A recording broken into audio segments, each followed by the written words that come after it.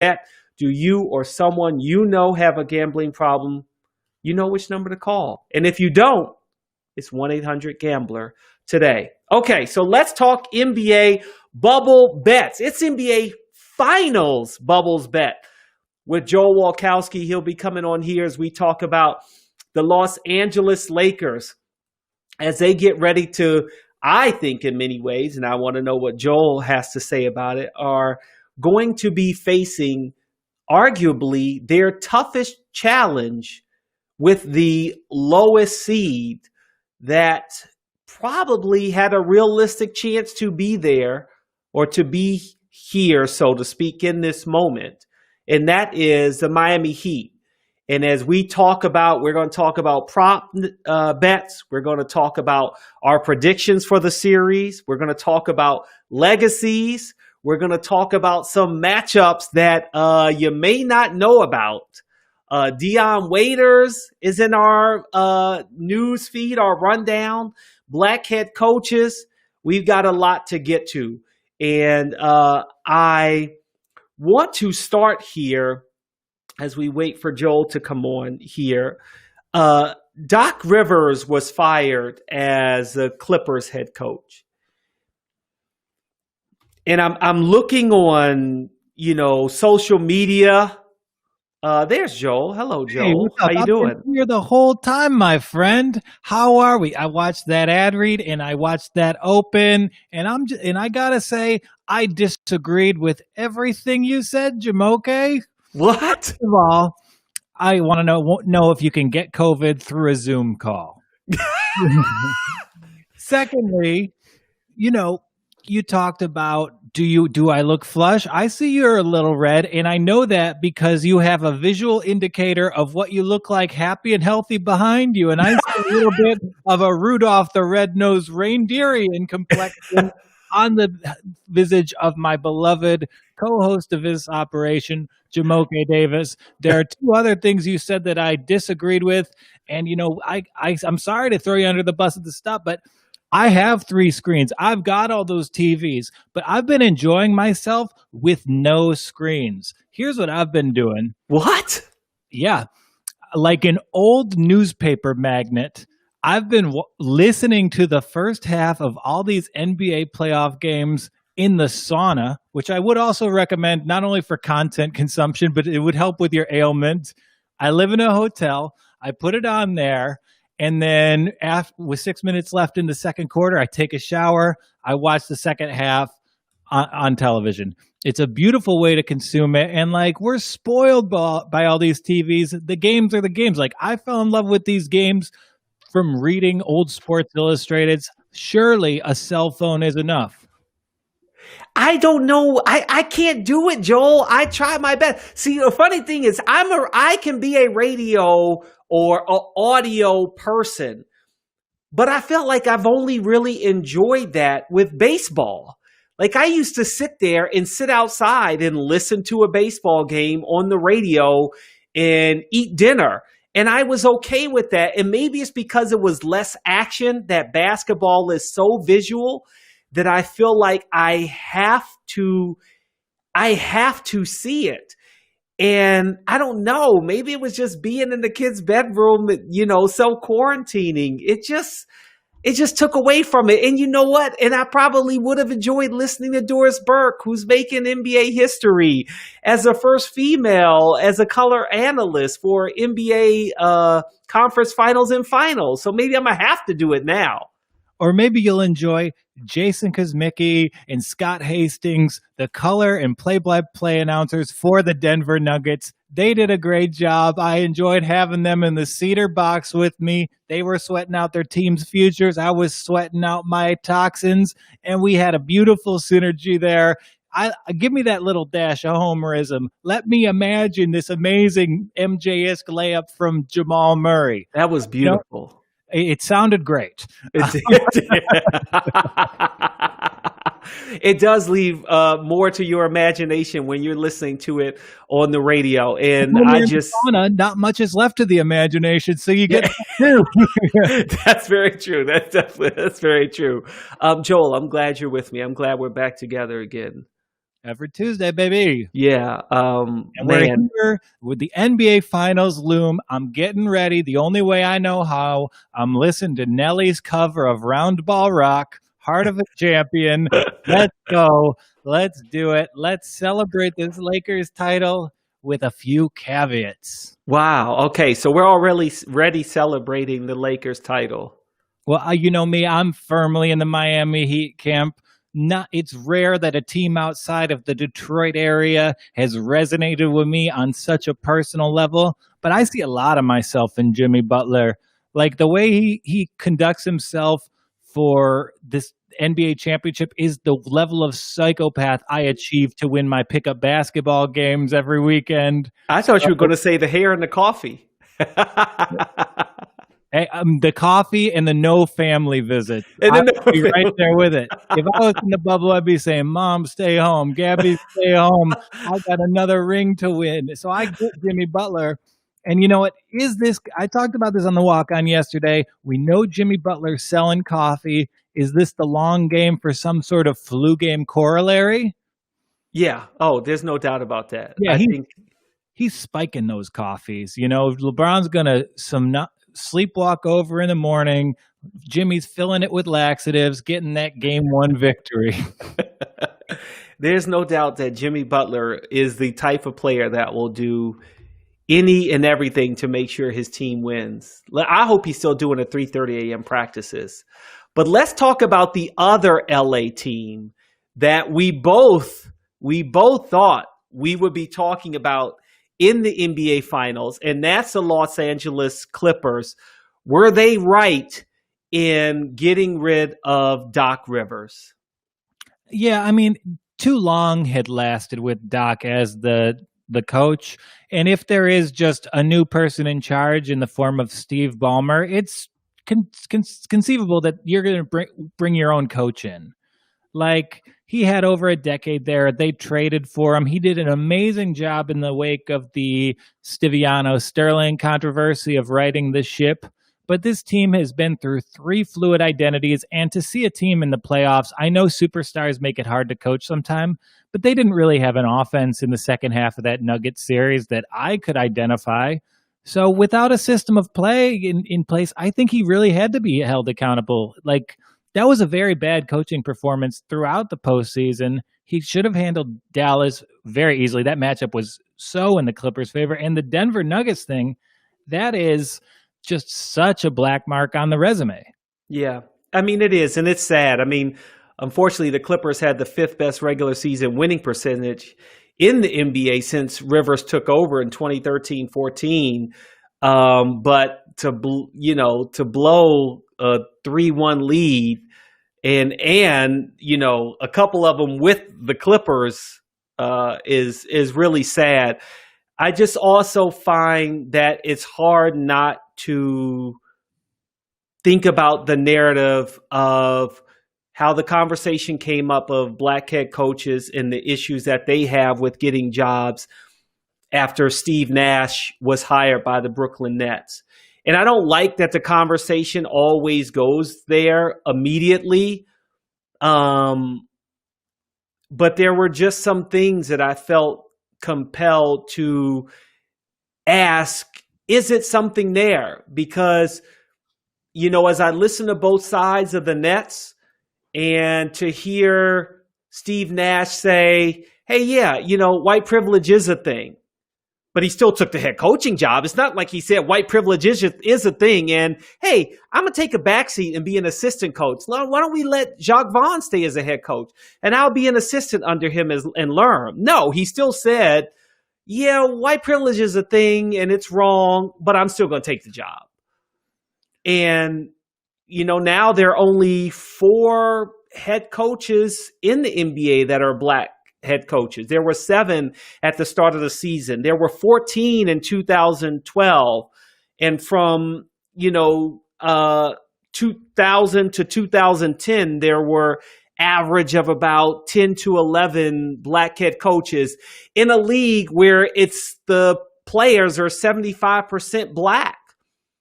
And I think it goes deeper than white privilege in that why is it a thing that somehow the narrative from the owners isn't that I want someone who can relate to these players more than X's and O's?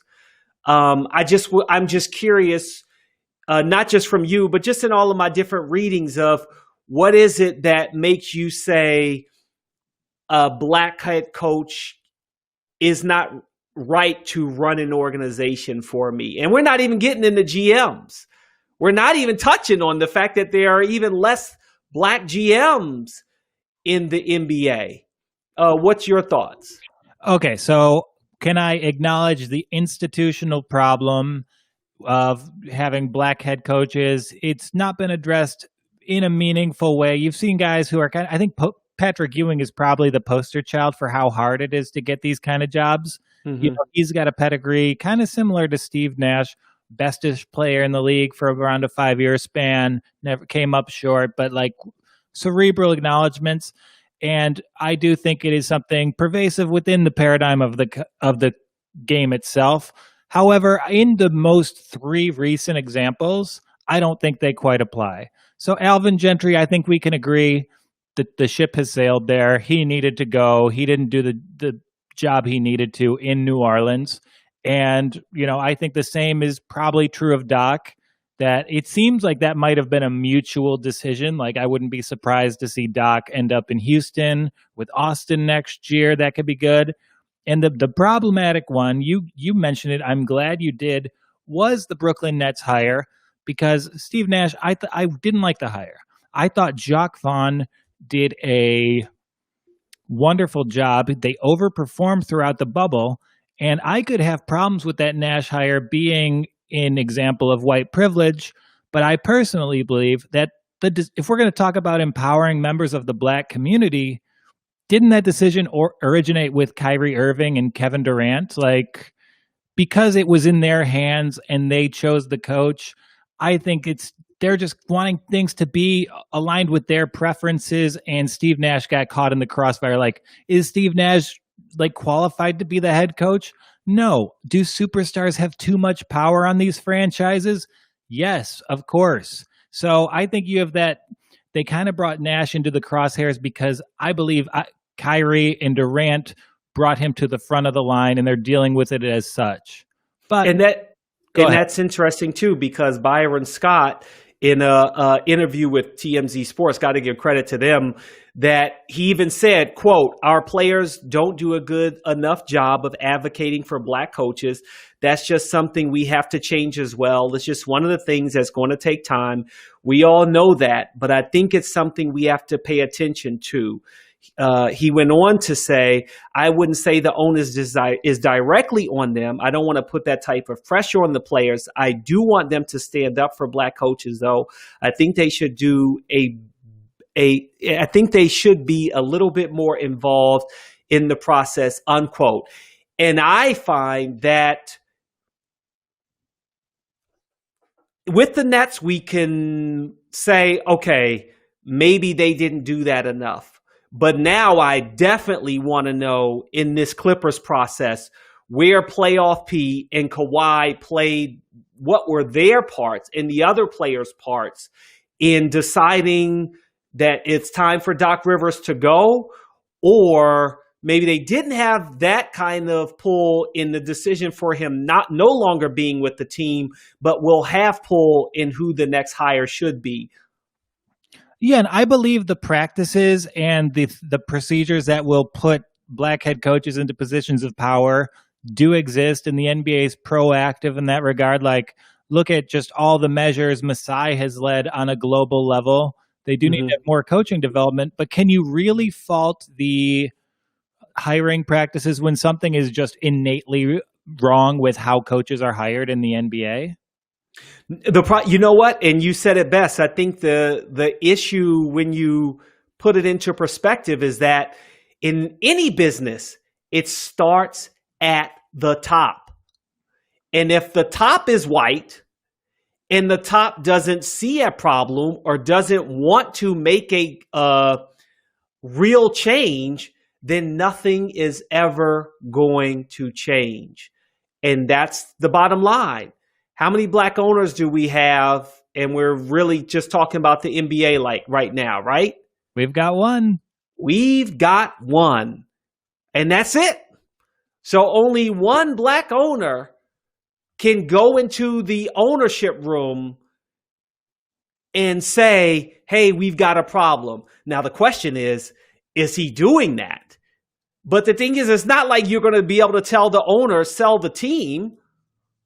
And the crazy thing is, let's also remember that this one black owner, for the most part, think about it. Who was the owner before Michael Jordan? Another black owner. Another black owner. So they are kind of the token in the ownership group. But, you know, the NBA is proactive. Now that the voices are concerned, let's withhold judgment of this issue, give them an offseason to address it. Like Adam Silver, he's shown a remarkable ability to correct the ship and be proactive about putting people in positions. And you said the number of black head coaches has declined in the past 2 years, leading me that this maybe just became an issue recently. And now that it's brought to national attention right here on Just for Sport on the Props Network, I believe some measures will be put into place in the next offseason, whenever that should be. Let's hope so. Let's hope so. And I also want to make sure that we understand we're talking about minorities in general as well, that I don't want to make it shouldn't just be about black head coaches, but minority head coaches with experience, women head coaches. I know Becky Hammon is potentially up for one of those jobs.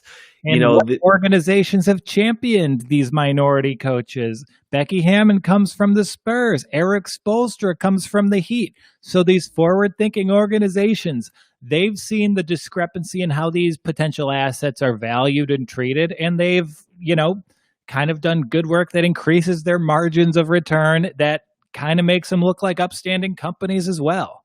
Yeah. No, you are right about that. Okay. Let's move on to a topic that I have been really excited to talk to you about. That's the playoff matchup and the bubbles that have burst for the Denver Nuggets and the Boston Celtics. I know you were overjoyed that the Boston Celtics were dispatched from the NBA playoffs. And your, as you said, somewhat mirror image of your former Detroit Pistons teams in the Miami Heat are back in the NBA Finals. Let's start with the Los Angeles Lakers. Okay, I see right there. Actually, we can switch it up. We'll start with the Miami Heat beating the Boston Celtics. Because I did go there. I'm sorry to our greatness that is Sam that's working the captions for us. Our greatness that is Sam. Yes. That is Mr. Kotler here. What will you remember most from that series? About the Miami series? About the Miami series. My biggest moments are the block is number one. Bam Adebayo blocking Jason Tatum on the dunk to save game 4. Gosh, I should have wrote that down early. I believe it was game 2. Game two. Oh yeah. Game 2. Tyler Herro's performance, 37 points. Youngest player since Magic Johnson, under 21, to have a performance like that. And my third was in the same game with the Bam Adebayo block, which I think is kind of forgotten, but Jimmy Butler to kind of, stay in the air to get the and one on Jason Tatum. That was really the play that got Miami Heat the points they needed to win that game. And I'm ready to talk about the Heat, but can I give one caveat about our departed contenders, the Nuggets and the Celtics? These guys, they're alpha dogs. Jokic and Tatum have proven themselves. I would like to see NBA referees recognize them as superstars and give them superstar calls. In too many instances, I saw Jokic called for ticky-tack fouls. I saw Tatum called for travels that were barely travels. This is 2020. Let's give these guys the benefit of the doubt. They're some of the best the league has to offer and be treated as such. So my memories of this series will be that the Miami Heat were in complete control the entire time while not playing particularly well. They won 4-2. Their shooting numbers were down across the board. They had trouble defending Boston at times, but they had a gear they could get to, a level of grit they couldn't be matched. And my favorite thing, Bam had that block, but the most impressive thing about Bam in this series, 6 minutes to go, they're down 6 points. What's Miami's adjustment? They're going to run the offense and have the center work as a shot creator. They did a type of offense that has maybe never been seen in postseason basketball outside of maybe the Pelicans-Blazers series a few years back. So they had Bam creating at the elbow. It opened things up for him, and I believe they ended that game on an 18-4 run. Absolutely, to quote the great Ray Donovan, magisterial. It was amazing. It was almost like Eric Spoelstra had that in his back pocket in a championship game, or in a series ending game.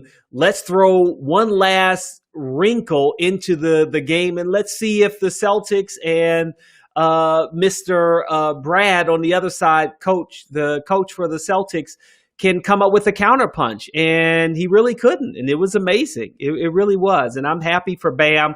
I mean, how many Kentucky guys can we talk about are playing well for the NBA, in the NBA? This is out of control. 4 players still alive. Yeah, it's a coincidence. All these Kentucky guys, they ended up being great. No, Kentucky's Alabama of college basketball. And can I correct myself? I meant Ray Hudson, not Ray Donovan. I don't even have Showtime, so I don't even know how I made that mistake.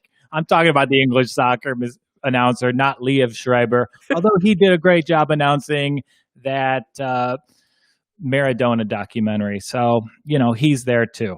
He's really good at doing narratives. I really like him for voiceover work. Yeah. All right, let's look on the other side. Lakers beat the Nuggets 4-1.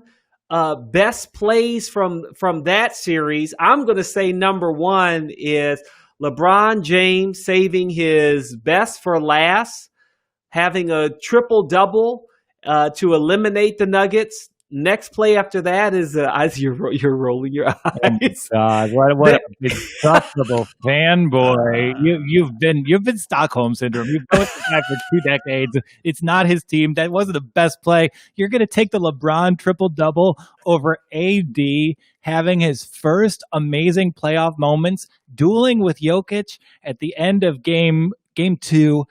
Either of them, you knew the ball was going in, and then that was my second one. Yeah, but that's the first one, dog, for sure. Anthony Davis having a game ender. Like, if you're having your takeaways of, Cleveland, Orlando in 2009, the first one's going to be, even though Orlando won, you're going to say, oh, LeBron hit the buzzer beater. This is Anthony Davis having his first huge moment as an NBA superstar, and he's about to have his first ring, so you might as well get in line. Okay, I can give that one to you. It's also just the fact that for me, and I feel like it's, you're right, that I shouldn't discredit Davis for this, but I can't help but think about how Plumlee screwed up. It was like the biggest mistake any defensive player could ever make. LeBron wasn't even setting a pick. So there was even no need for him to say switch. It was the dumbest play of any playoff play in history that we should have been talking about. It was the number one mistake he made. Yeah, but what is that? What's the inherent value that makes that play significant? Plumlee messing up. It's that you couldn't leave a 7'1" guy open 20 feet away from the basket. That's the issue of significance. That's Anthony Davis doing something that no NBA player in history's done. So, no, but what do you mean? No, his player in history. He hit what? I got to go back to the box score. I think he hit 2 3-pointers. I know one of them before that shot from the exact same spot. Okay, Plumlee should have been on his back the entire way. He shouldn't even gotten the ball. absolutely, but the skill set of Anthony Davis goes against everything we've seen in basketball history. There isn't a guy with that frame or size with his skill set. So the Pavlovian conditioning of Plumlee through every big man camp, Pete Newell learning defending the post moves. He sees that guy get the ball 25 feet from the hoop. Of course, he's not going to defend the center there. He made a little brain fart. But that's just the greatness of Anthony Davis, and it's not exciting. It's not visually dynamic like Steph or LeBron or even Harden. He's just good. He's fundamentally sound. He is good. He's got the best body to succeed in the NBA, provided it holds up. He is good. And actually, to pivot a little bit, he's the only player jersey that I will wear outside of, I think the only other jersey I've ever bought is Didier Drogba. I have an Ivory Coast jersey from the World Cup. Oh, the Cote d'Ivoire jerseys are friggin' awesome. That I wear because I've never really worn jerseys with other players, with players' names on the back. And when I was younger, I saw that there were players with the last name Davis. So I buy Davis jerseys, and that's what I do. Okay, so yeah, I've talked about the Joel Walkowski jersey rule here. We don't need to get into the finals, but I can only wear jerseys of players who I play like. I own a Draymond Green, an Andre Drummond, a Montrezl Harrell, and I have a Bill Walton that I'm not good enough to wear anymore. No Lambeer or Rodman? Oh, I got Lambeer too. So Okay. that goes without saying. Okay. All right. Well, what goes without saying for most of the Laker Nation and beyond is that the Lakers were going to be in the NBA Finals. And that's what we have here, a matchup between the number 5 seed in the Miami Heat and what really, come on, Joel, the number 1 seed was staring us in the face. Why were we and everyone else saying, oh, the Clippers, oh, it's the Clippers, it's the Clippers. The Los Angeles Lakers are the number 1 seed. What was wrong with us? Because who do we have here right now ready to win the title is the Los Angeles Lakers. Well, it's hard to support an enterprise that you have to admit it has 2 of the 5 best assets in the sports, but I think they're an affront to basketball and what the characteristics that have been present in affront to basketball. Absolutely. A championship team is something built over time. You overcome, you slowly build your rotation. And the Lakers, they didn't do a single thing right in terms of team building, player development, rounding out their roster, etc. This is a team steered to its destinies by superstars who want to live in Los Angeles. And yet again, the geographic proximity of the ocean is going to be will determine the NBA champion.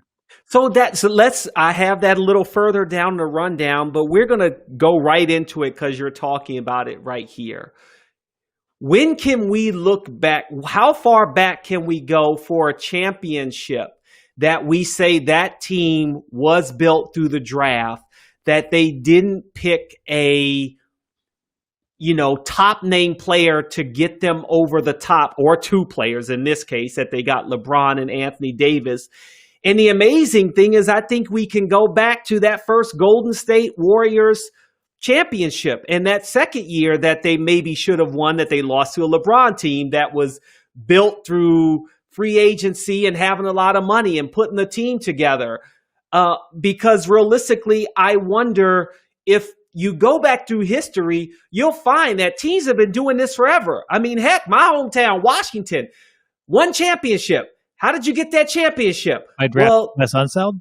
Drafted Wes Unseld, yes. But they traded for Bobby Dandridge, who many will say was one of the big reasons, along with Elvin Hayes, was another big trade, that's how they build a championship. So it's not really through the draft. Maybe it never really has been. But in our mind, that's what we think of how a team is built. But it's never really been that way. I would have to disagree with you here. I do think the Lakers are the exception. Let's take last year, for example. Kawhi Leonard was a Toronto Raptor, sure.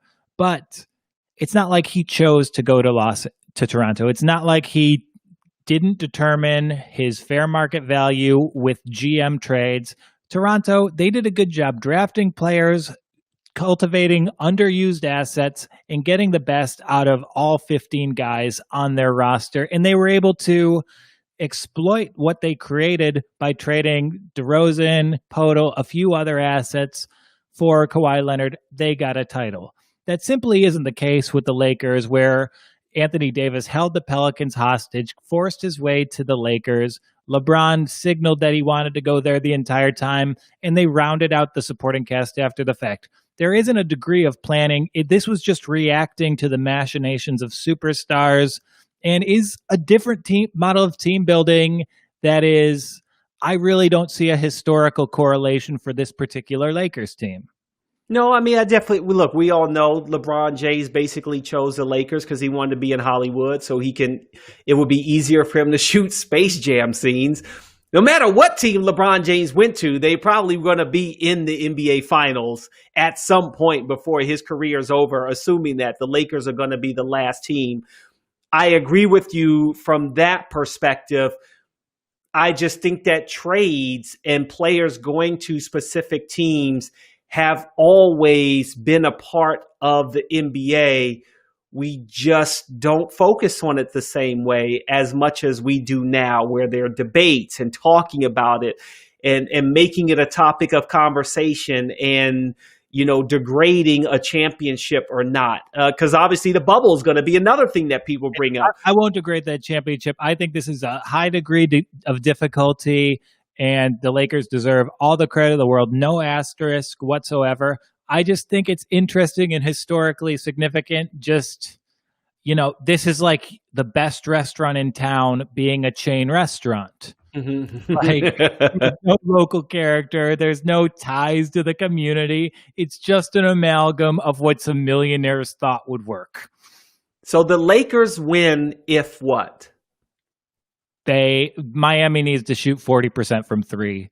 Miami has a chance in this series, but they need the variables to go in their direction. Miami needs to play perfectly. They need the three bodies that I think they're going to throw on LeBron, Butler, Crowder, Iguodala to do their jobs, and they need Bam with probably a little. I think we're going to see a little. Is it crazy to think we are going to see brain fart here? He played in Portland. Myers Leonard might be into the mix a little bit. Myers Leonard, that's right. Speaking of another player into the mix, hey, Milwaukee might not have made it to the finals, but Antetokounmpo was in the NBA Finals. That's right. Costas plays for the Los Angeles Lakers. Just throw him in there. Let him win a ring before Giannis. That won't be good. And on the other side, we have Antetokounmpo versus Leonard in the finals, just like we all picked before the season.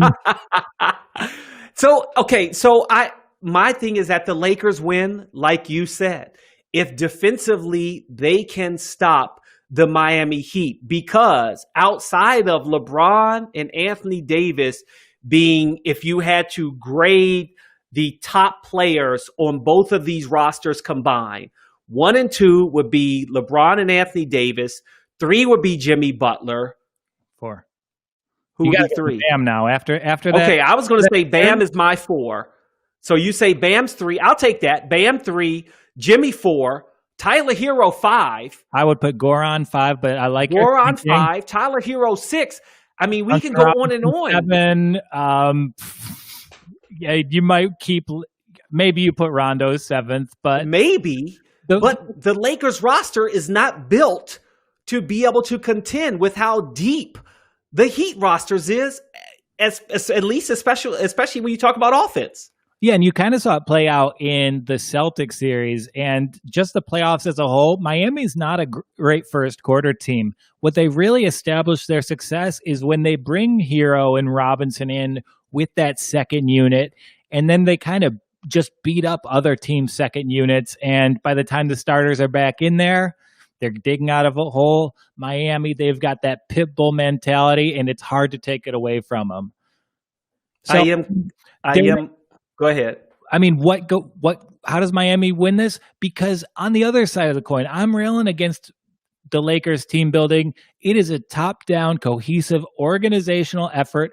Every player fits a certain role. Every player is developed to just succeed as much as they possibly can within the limitations assigned by the Miami Heat franchise. They know what they're doing. They know how they're going to do it. And on the other side of the coin, we saw a team that was fighting to establish its rotations in the middle of the Game 2 series with the Rockets. I think that Miami can win. I echo what you say in terms of, this team has to be perfect because you are playing against two of the top players in league history, and they are going to carry this team as they have before.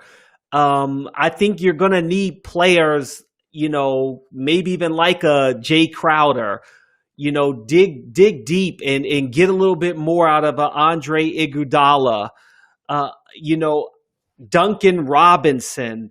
You're going to be asking players to play, not only playing in the NBA Finals, but play at a level that you cannot have, and I'm not calling them out for this, but if you're Tyler Herro, you can't have a 37-point game in one game and follow that up with a 9-point game. You can't. You can. Because I don't know. It's not as complicated as you think because it's a team predicated on shooting and getting to the free throw line. They either take threes or they go to Bam or they have Jimmy trying to get to the line. They actually play Houston Rockets era math ball, but unlike the Rockets teams of years past, they counterbalance it with an amazing level of grit and physicality. So there isn't a type of basketball they can't play. So if they're just giving the Lakers headaches with just being annoying with their matchups on Davis and LeBron, and then they're hitting those random Dragic, Herro, Robinson threes, if they hit 40%, there isn't a thing players in the world can do. Like, is Steph Curry the best player in this level of NBA? No, but he has the most advantage when the math comes into play, and that's where Miami has a puncher's chance. And I hate to cite this fact. Nate Silver of 538, I love their Raptor metrics. They actually favor Miami to win this series. Yeah. According to 538, the Los Angeles Lakers only have a 26% chance to beat the Miami Heat in the NBA Finals. And the early action was going towards the Heat. It shifted the line quickly. Yeah, and LeBron will likely win this title, but the recipe for LeBron losing a finals is to just be bombed away with threes. That's what Miami can do. And if they're doing that and frustrating the best players, that's how they have the best shots. I think the argument of Spoelstra and Riley is interesting, but ultimately a bit empty calories. So yeah, I think it will just come down to whether these wingmen on Miami hit their threes. Okay. Let's go to series correct score. I wanted to talk to you about player and team legacies, but we kind of touched on that a little bit already. Give me your prediction with your heart and then with your mind for the series. With my heart, the Lakers realize, how AAU basketball has fundamentally hurt the sport, and they just concede. They recognize the beauty and the complete vision with this Miami Heat roster, and they say, you know what? LeBron needs his fourth ring, but we need basketball to thrive in this country, so we're stepping aside and we're letting Miami take the crown. Heat 1-0, given the concession. That's my heart prediction. That's your heart prediction for game one? No, a whole series. Lakers decide it's for the best if Miami gets the ring. Okay. They see the errors of their ways and their team building and their roster construction, and they inspire us all by letting the Miami Heat have the title. And what? Is it they win the title 4-2? No, 5 games? 1-0. They don't even play it. That's my heart's prediction. That totally went over my head, Joel. Yeah, no. The Lakers are like, you know what? We've watched the Miami Heat do. They've earned this. We had our run, but we just want to get into production for Space Jam 2. Let the great NBA team be crowned as the best NBA The team. Coronavirus shut down production, so we're kind of behind on finishing the film, huh? Absolutely. Do you have a heart prediction? I do have a heart prediction, and it is torn. My heart is torn. I love the Miami Heat story. I love the Eric Spoelstra story. I love the Jimmy Butler story. I love another story that we're going to get into later that I'm just going to tease, but I'm not going to say what it is. But also from the DMV perspective, I'd love to see Quinn Cook get a title. You know, I'm let's just say JaVale McGee's in my phone. So we go way back, and I enjoy all of the success that he has had over his career. So to get a title, it would be exciting to kind of see him continue to further his successes as well. But it's tough because I think in the end, my heart says I'm going with the Heat. That's my heart pick. Heat 4-2. Yeah, and again, if Miami wins this, it probably won't be in 7 games. They have to win it in 6, I would think. And they're so resilient. If they could get the Lakers back on their heels. The Lakers have a lot of guys who might not be emotionally ready for this. I'm looking at you, Dwight Howard. And they're going to be able to exploit the hot-headedness of it. Oh, yeah. Okay, the prediction with your mind. Lakers, 4-1. Lakers 4-1. Wow, you can get the series pricey. You get the Lakers at -358, the Heat at +300. My prediction with my mind, I'm just going to flip that. I'm going to say the fact that Nate Silver is saying that, the Lakers aren't that much of a favorite, I think I'm going to stick with my pick of the Miami Heat 4-2. Oh, wow. I'm with it. I thought about being the contrarian, thinking you were going to go Lakers here, so I'm glad one of us had the cojones to do it. That I think we both have talked about how Miami Heat are not underdogs. If anything, we have underappreciated the kind of basketball that we've been watching, the way the organization has built this team, that no, they're winners and they have continued to be champions. They have won a title with Dwayne Wade and without LeBron, but with Shaquille O'Neal. They won a title with Chris Bosh and LeBron James and saw them go away. Had to let they sent Dwayne Wade packing and then welcomed him back. But this organization under Pat Riley, as we've talked over the course of the NBA bubble, that this organization they know what their culture is, and their culture is about winning. And I think in this case, you were going to see Eric Spoelstra outcoach Frank Vogel. And you're going to face Rajon Rondo, LeBron James, whoever is the Lakers coach. We know way of knowing. We know who's holding a clipboard. I would argue maybe there are 5 black head coaches in the NBA right now. That's a good one, Joel. That's not a joke. So I'm taking Lakers. I mean, you're taking Lakers. I'm taking Heat. Are you taking LeBron or the field for the Finals MVP? Oh, I'm taking Anthony Davis. 100%. He's a 2-to-1 payout. He's the best player in this series. So I think it's crazy that he's not the favorite. And if Miami's going to win, Goran Dragic, one of the great playoff performers in this chapter of the NBA, is 20-1. And the Lakers, their biggest flaw is guarding on the perimeter. I know Rondo's great with deflecting passing lanes, with causing disruptions, but Goran's going to get his throughout this series. I like it. That's really cool. Okay, Goran. If it's Lakers, I'm going Anthony Davis too. But if it's the Heat, I think I'm going Bam. I think Bam showed something different here. I think Anthony Davis may have a harder time guarding him, or if it's Dwight Howard or JaVale McGee. I'm thinking that there's a good chance that's who I'm picking. It's Bam as the Finals MVP. And what a dig to the NBA would that be for Most Improved Player?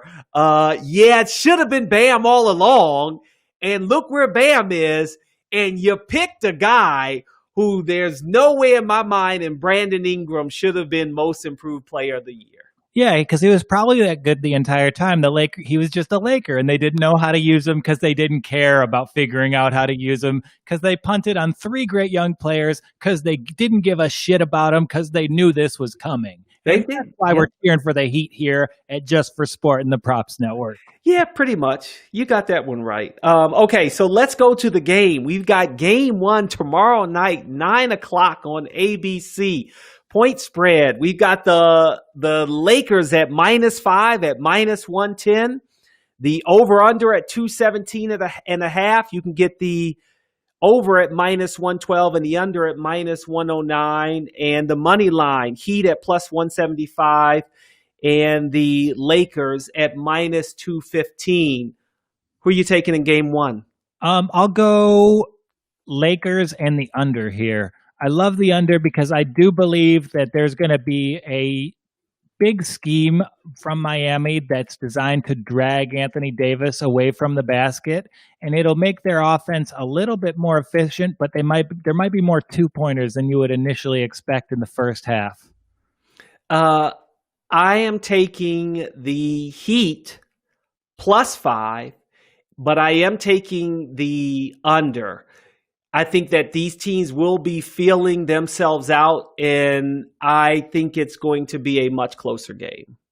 Yeah, I feel that. I've noticed I've been wagering on the Lakers more than you would expect me to, given our conversations. And I did notice they have a very nice tendency to cover. So if you're gonna back anyone with the points here, I think if you buy a half point on the Lakers, 4.5 is a beautiful spread here, and I just expect I expect Miami to win outright, or the Lakers to win by, I think it'd be 7 or more. I think that line is really nice for the Lakers there. So maybe I could take the Lakers and find that alternate spread instead of just going with what's offered. Personally, parlays. I'm going to throw out a Miami to win the series bet. I'm going to throw up my hands, put them behind my head, and relax. And then, if I were to do that, I would look Lakers money line and the under. Lakers money line and the under. Okay, game parlays. Money line total points parlay. Lakers and over, Lakers and under, Heat and over, or Heat and under. You can get Lakers and over at +195, Heat and under at +400. Yeah, I got to stick with the Lakers and the under here. I didn't mean to just steal your lead here. That appeals to me. I'm backing that all the way. Lakers and under is at +195 as well. And you could probably get you might be able to get better odds. We talk about shopping for lines here. Yeah. If you're going to place that, see what the payout is by just parlaying them yourselves. Sometimes you can get better value from just doing the work for the sports book. See, you not only get our picks, but you get our education as well. Or rather, Joel education. He's a professional gambler here. He's the host of The Walk On. He does an action, which you got to see me destroy my reputation as someone who knows NBA sneakers. Yeah, but luckily you were bailed out. We did an action on The Walk On last night, and you no longer have the worst performance in an action history. Our poor guy Brian over here, he had back spasms. We had tech issues. But of course, Donnie and I had a fun little tangent planned where we had to name Browns quarterbacks. He put up an 0 for just like the Browns did in their 0-16 season. Wow. As soon as you said that, first thing that came to my mind was Bernie Kosar. It was easy. At least I get one. Yeah, you would have gotten one. Brian did not, but I think that's more of Brian having a tough day than anything else. Wow. Okay. Player props. Anything that you like here? Points over under, points, rebounds, and assists combined. That's one of my favorites. And then, of course, I like to go all the way over to top point scorer and pick someone really random. You can get, well, not random, but you can get Tyler Herro at +4,000. Ooh, those are good odds for Tyler. And I would just take a flyer on Tyler or Duncan Robinson. The looks will be there.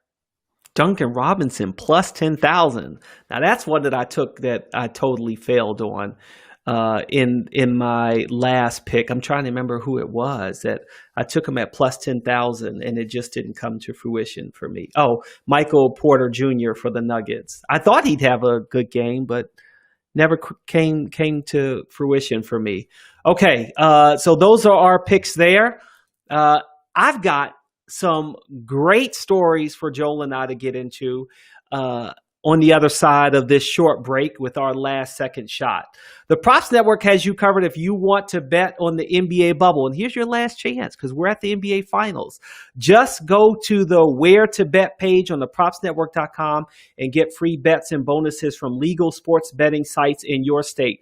Right now, you can get $20 free bets, no deposit required from Unibet, a 100% deposit match bonus from Bet Rivers, as well as exclusive sign-up bonuses from DraftKings, FanDuel, PointBet, BetMGM, and more. Remember, it's 21 and over to bet. Do you or someone you know have a gambling problem? Call 1-800-GAMBLER today. So, Joel, I thought you would really like these stories that I've got coming here. Go to Unibet to bet on the unibrow. What a beautiful story. Yes. Oh man. Unibrow. Dwayne Wade, Magic Johnson put this out there on a tweet. Who are you rooting for, Dwayne Wade?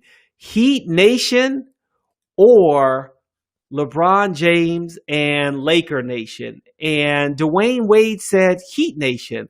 That's about what I expected him to say. There was no chance that he was going to say, oh, I'm rooting for the Lakers now. Yeah, Magic Johnson showing off that amazing social awareness of his, huh? Of course he's going. Why would Dwayne Wade cheer for the Lakers here? That's inconceivable. Why are you putting him on the spot, Magic? Come on. Dwayne Wade said, we can call this a win-win, but it's Heat Nation over here. You know, this is good for the NBA, getting them talking about the two teams like this. It's almost like it was scripted. Like the NBA was like, hey, why don't you put this tweet out, Magic, and let's get people talking about the NBA again? Because realistically, I don't know, maybe they're talking about the NFL more now. Yeah, and that is just the standard for a Magic Johnson tweet. It's something simplistic that you would wonder for 2 seconds and then just put it out there to the world. Like, no sophistication has ever come from that Twitter feed. I'm reading the Jeff Pearlman, the Three Ring Circus, the new Laker book. There's a lot of Magic Johnson. You got to get that one. 5-star book. There's a lot of like anecdotes related to Magic's comeback that like maybe he's not the greatest Laker of all time, huh? What? That book. Go ahead. Yeah, that book's amazing. Read it. We'll have a little book club. I think I have Jeff Pearlman coming on the Walk On soon, so that'll be a blast. I personally think that Kareem Abdul-Jabbar is the greatest Laker. And I'm gonna go Kobe, but Kobe. Yeah, I mean, Kareem had his other spots, and like, you know, didn't have the best reputation throughout his Laker career. So, same's true for Kobe, but I think Kobe is just that franchise in a nutshell. Okay, this is one of the best. Maybe if you're a basketball head, maybe if you're somewhere following Instagram stars and what goes on with them, you know this already, but you know, hey, we're here to discuss it, debate, have a good time with it. But Tyler Herro's current girlfriend, Katya Elise Henry, is the former girlfriend of Kyle Kuzma. You think there'll be any bad blood there? I can't wait to see her sitting in the Ultra Bar, the Budweiser virtual seats, because if she's there in the bubble, that may cause even more of a controversy than what we have right now just talking about it. Yeah, and thank you for mentioning that on the pod. Now my girl will be like, hey, why are you following Katya Elise Henry? And I was like, it's for work. We're talking about where she's seating. And you know what? Her Instagram just only features her seats. So, you know, anyone who's interested in the NBA Finals, go to that page as soon as you can. It will be the page that you want to follow. If I am still self-quarantined and all I have is a phone, it will be one of the pages that I'm going to make sure to see what's going on, what's really going on in the NBA bubble. It's the new Instagram account I follow after NBA bubble now because it's got all the juiciness, and drama you want of any NBA Finals matchup. Absolutely. And you want to see a love triangle if you can't see the triangle offense. So the Lakers, they gave us what we expected. Yes, they did. And now the Miami Heat and Tyler Herro, the Kentucky Wildcat, is enjoying himself in the bubble. Maybe a little bit more now. Maybe a little bit more. Dion Waiters is getting a ring no matter who wins, because for those of you who didn't know, he started the season with the Miami Heat. Now it has to get voted on by the Heat players if they're really going to give him not just a ring, but give him a share of the pot that they get for making it to the NBA Finals and winning it. But either way, Dion Waiters, this is a win-win situation for him. Unfortunately, the precedent has been set last year by the Toronto Raptors. They were very stingy with the rings. They didn't give one to Jonas Valanciunas, who played 40 games, watched their playoff games from the seats, and was just generally a Raptor fan. So if JV doesn't get one, there's no way the Heat are giving Dion Waiters a ring. Well, maybe they give him a ring if it's not, well, that was J.R. Smith in the bubble playoffs who stepped on the out-of-bounds lines and hit a three-pointer, hit the backboard. Maybe Dion Waiters makes a bad play or two to help the Heat out in the game. And maybe it's not on purpose. Maybe it is on purpose. But maybe then the Miami Heat would say, okay, you're the Dion Waiters that we remember why we released you, so we'll give you a ring because you helped us win this one. Yeah, and if you're spending $100,000 on a piece of jewelry to throw shade, my hat's off to you. Yeah, that's the way to comport your business. That's why the Miami Heat are a well-run, synergistic franchise that, from a karmic perspective, deserves this ring. Heat in one. Hey, listen, for everyone that's been enjoying this live stream on Twitch, Facebook, and Instagram, if nothing else, we've talked about this entire live stream, these last two topics should have given you reasons to be watching the NBA Finals, because it's going to be a blast, and Joel and I will enjoy it. Joel, thank you so much for jumping on with me. I really appreciate it. Of course, I always love talking NBA with you. This was great. Enjoy watching the finals in your son's bed.